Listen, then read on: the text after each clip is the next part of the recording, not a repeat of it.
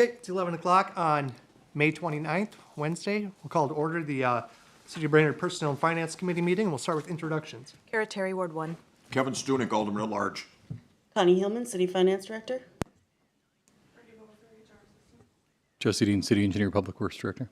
Chris Schubert, HR Director. Nick Broyle, City Administrator. And Gabe Johnson, Chair of the committee. We have 6 items before us today. The first of which is authorize the fire department to apply for an armor equipment grant through MNDPS ECN. Connie, probably? Yes, I'm taking this for the chief.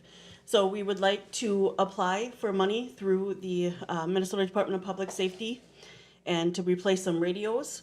There is a 5% match, which equates to $6,800, and we did budget $20,000 in the capital budget for pagers and radios, so therefore that would meet our grant. And so the recommended motion is for the fire department to apply for the grant so that we can allow us to leverage our existing budget to increase the number of radios that we would replace. And I so move. Second. We have a motion, a second. Any discussion? Hearing none, we'll vote. All in favor, say aye. Aye. That motion carries. Next up is approve the resignation of CSO Richard Berry. I can take that for Chris. you. Good morning. So on May 20th, Community Service Officer Richard Berry submitted his letter of resignation. His last day of employment with us will be on Monday, June 3rd. Recommended action is to accept his resignation effective Monday, June 3rd. So move. Second. We have a motion and a second. Any discussion? All in favor, say aye. Aye. Opposed, same sign. That motion carries. Next up is to ratify the hiring of CSO Drew Belton. Chris. Okay. On this one, we received 6 applications for our part-time community servicer position, and we have offered the position to Drew Belton. His start date was actually today, and we are paying him at $20.09 per hour. That is the rate that we have set for all CSOs. So the recommended action is to ratify his hiring. And I so move. Second. Any discussion? All in favor, say aye. Aye. That motion carries. Next up is to authorize reestablishment of the Transit Operations Specialist position. Chris, Jesse, who's taking this? I can take it, Mr. Chair. Thank you. In 2022, Mr. Stone, the previous transit coordinator, retired. In that instance, we had Crystal Gothier act as the interim for a couple months. At that time, we decided to promote her to the full-time transit coordinator position. We also elected not to backfill the transit specialist. At that time, we felt like we wanted to evaluate the duties of that position to see if there was something that we could accomplish with the existing staff. We also knew that there was going to be some financial implications of the transit program. We needed to take some time to better understand the transit program before backfilling that position. After the last 18 months and some of the changes that we've gone through and doing better analysis, we do know that the duties of the transit program do require a transit specialist in that role.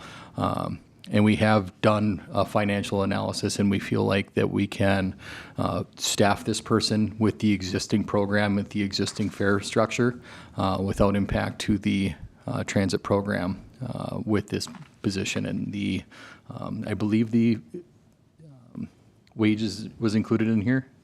The wage information, it is this, it's not actually in here yet, Okay. but as far as the MOU, it will include the wage information. In Jesse's analysis, he has to use the information for this year as well as 2025. Our situation for transit is a little bit different than any other position because we receive so much state funding for this program, and Jesse actually does the numbers for the budget for that.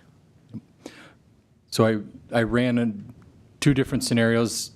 I ran it mostly for 2025.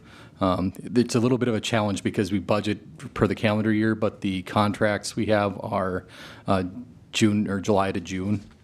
So it's a little bit tough to do this. In 2024, I did run some numbers, and they actually did work out just fine with including this specialist role.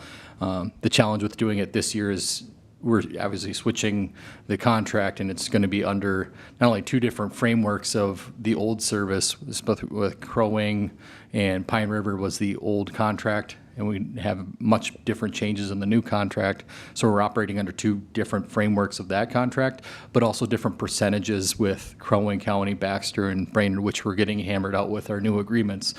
So it was a little bit more difficult to run that analysis, but either way, we feel very confident, not only 2024, but 2025 as we move forward. But we're going to continue to evaluate on an annual basis to make sure that the transit program is financially sound. So we can do all three in one motion, I believe.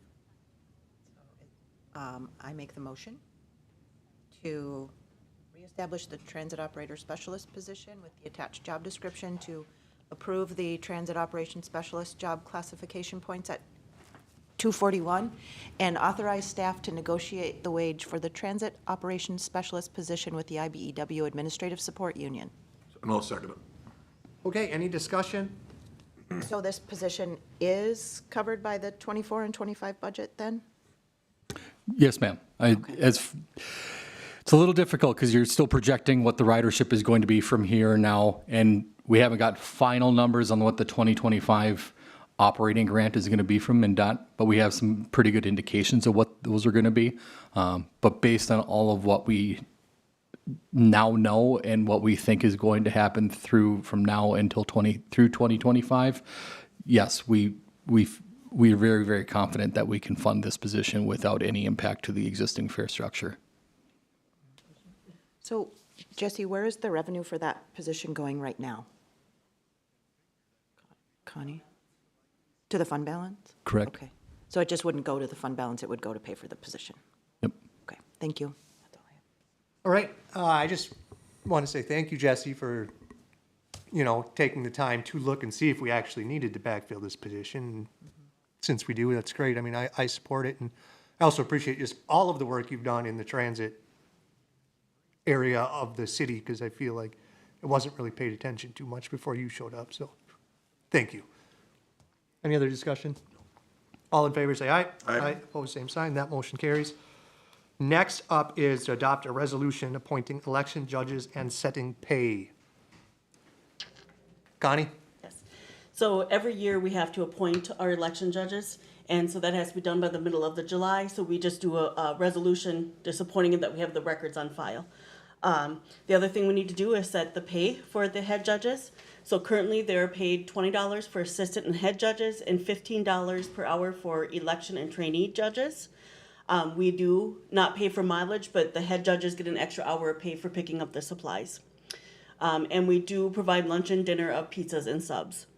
The county passed a resolution, when we passed it in 2022, the city matched the county rates, but the counties do reimburse judges for mileage, but no meals are provided, just as an example. The county is going to be paying $25 for head judges and $18 for regular judges, and Baxter pays $17 for head judges and $14 for regular judges. We budgeted $35,000 for 2024 elections. We've spent just about $11,000 or $11,600, but we're waiting for reimbursement for the state for the PNP election. And then I gave you the amount we spent in 2022 and 2020 on the elections. In the resolution, the hourly rates are not completed, as staff would appreciate council's direction, and if the city would like to match the county rates or set the rates at $22 and $18 for regular and trainee judges, just to give them a little bit of a bump. Anybody have an opinion on how much we pay our election judges? So the county is moved to the 25, but they're no longer paying mileage. Nope, they still are paying mileage. Oh, I thought I Sorry. heard they weren't. Nope, oh, At the county board meeting Okay. yesterday, I think they raised that rate okay, to not pay for mileage anymore, because oftentimes people that had to travel, from Northern County then got paid more because they're getting paid for mileage, whereas everybody should just be paid a flat rate. So I don't believe they're gonna be paying mileage anymore, and Okay. that 25 seems reasonable for those that are coming out of the county. I would be, or outside of the city, I would be okay with the 22. I'm not sure about the 18 or if it should be 20, but I defer to. the head judge and the assistant head judge definitely have more responsibilities than the regular judge. So I feel like at least a $5 difference would be appropriate for them. That's 4. That's 4, yeah. Yes, 4, so, I mean, and now 4 or 5. I mean, I don't know, 23 and 18, but, so. I'd make the motion to do 22 and 18. I second that. Any other discussion? All in favor, say aye. Aye. Opposed, same sign. That motion carries. Thank you, Connie. Now, consider a subordination agreement. Suppose a So- loan, Connie? Yeah, so a resident has an outstanding loan with the city of Brainerd, they're refinancing their mortgage. We would retain our second position. The loan is currently in its 10th year of forgiveness and will be completely forgiven by August of 2024. However, their mortgage company has just asked us to stay in second position, and so we're asking to authorize signature on the subordination agreement where we would retain our second position on the mortgage. I'll make that motion. Second. All in favor, say aye. Aye. Opposed, same sign. That motion carries. Anything else to come before the committee? Meeting date? Actually, the affordable housing aid, we received $94,000 in 2023, and we're scheduled to again receive it in 2024. Habitat has submitted a request for funding, and we'll bring it to the next PNF meeting. And James Kramvik will mention it in his report as well. So we said, what are we gonna do with this money? We talked about it when we got it, and then we haven't done anything, so we'll bring it back to council. We're waiting to bring it back to see what we could use it for. And our next meeting will be June 12th at 11 o'clock. June 12th at 11. With that, we're adjourned for 19 minutes.